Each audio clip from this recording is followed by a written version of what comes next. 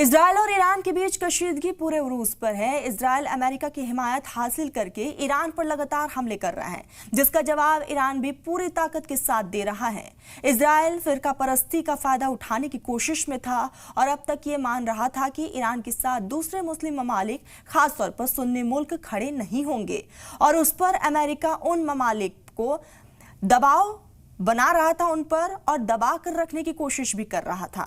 لیکن اسرائیل کی غلط فہمی تک دور ہو گئی ہے جب تمام مسلم ممالک نے ایران پر حملے کی مذمت کی اور اس کی حمایت میں کھڑے ہو گئے۔ پہلے غزہ اور اب ایران، ان دونوں ممالک پر ہوئے حملوں نے مسلم ممالک کو متحد کر دیا ہے، جس سے شاید یہ جنگ اب الگ شکل اختیار کر سکتی ہے، اور یہ بھی ہو سکتا ہے کہ اسرائیل کو ایران پر حملے کی بڑی قیمت ادا کرنی پڑے۔ رپورٹ دیکھیے۔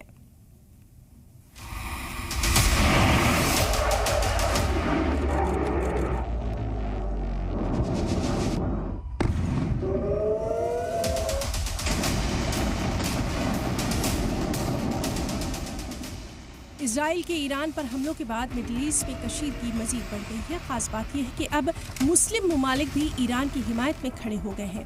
اسرائیل کے شدید حملوں کے بعد اسلامک دنیا میں کئی ممالک نے ایران کی حمایت میں کھل کر بیان دیے ہیں۔ کچھ ممالک نے سخت الفاظ میں اس کی مذمت کی تو کچھ نے بیلنس بنائے رکھتے ہوئے صبر اور تحمل اپنانے کی اپیل کی۔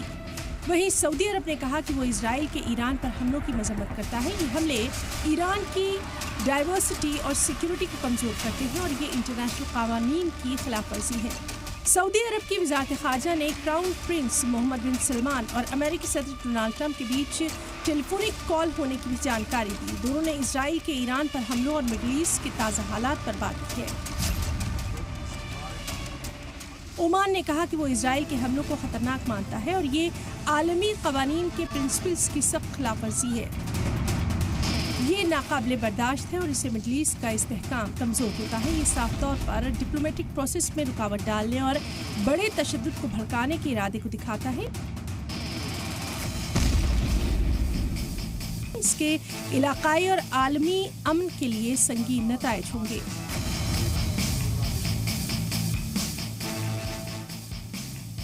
کویت نے بھی اسرائیلی حملوں کو ایران کی خود مختاری پر حملہ قرار دیا اور اس سے علاقے کی سیکیورٹی اور استحکام کو خطرے میں قرار دیا۔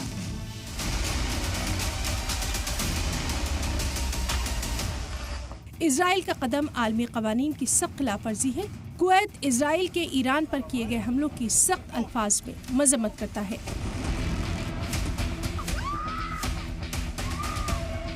ترکی کی ودیش منترالیہ نے social media platform X پر لکھا کہ ہم ایران پر اسرائیل کے ہوائی حملوں کی سخت الفاظ میں مذمت کرتے ہیں۔ ایک بیان میں کہا گیا کہ یہ حملہ انٹرنیشنل قوانین کی سخت خلاف ورزی ہے اور یہ اکساوے کی کارروائی کی ہے۔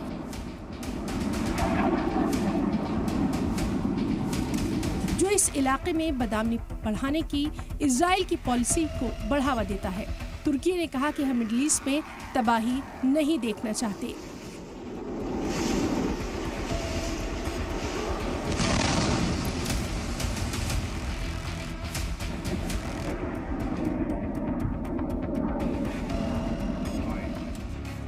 عراق سرکار نے بھی اسرائیل کے سخت الفاظ میں مذمت کی۔ عراق سرکار ایران کے علاقے میں یہودی اقتدار کے فوجی حملے کی سخت مذمت کرتی ہے۔ عراق کا کہنا ہے کہ یہ حملے UN کے چارٹر کی بنیادی سہولیات کی سخت خلاف ورزی ہیں۔ یہ دنیا میں امن و استحکام اور سیکیورٹی کے لیے سنگین خطرہ ہے۔ خاص کر تب جب امریکہ اور ایران کے بیچ بات چیت چل رہی ہے۔ ادھر پاکستان کے وزیر اعظم شہباز شریف نے اسرائیل کے ایران پر کیے گئے حملوں کی سخت مذمت کی۔ شہباز شریف نے لکھا کہ وہ اسرائیل کے ایران پر بے وجہ کیے گئے حملے کی سخت الفاظ میں مذمت کرتا ہے اور انہیں حملوں میں مارے گئے ایران کے لوگوں کے تئیں اظہار ہمدردی کیا۔ انہوں نے کہا کہ یہ سنگین اور بےحد غیر ذمہ دارانہ کام ہے اور بےحد فکر کی بات بھی ہے۔ اس سے پہلے ہی علاقے میں بدامنی پیدا ہونے کا خطرہ ہے۔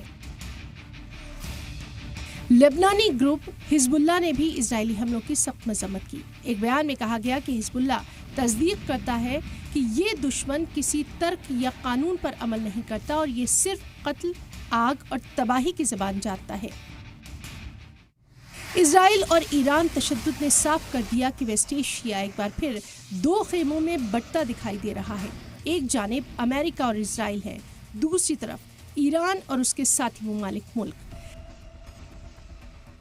بھارت جیسے ملک بھی حالات پر قریبی نظر بنائے ہوئے ہیں، کیونکہ اس تشدد کا سیدھا اثر تیل کی قیمتوں، گلوبل کاروبار روٹس اور علاقائی امن و استحکام پر پڑ سکتا ہے۔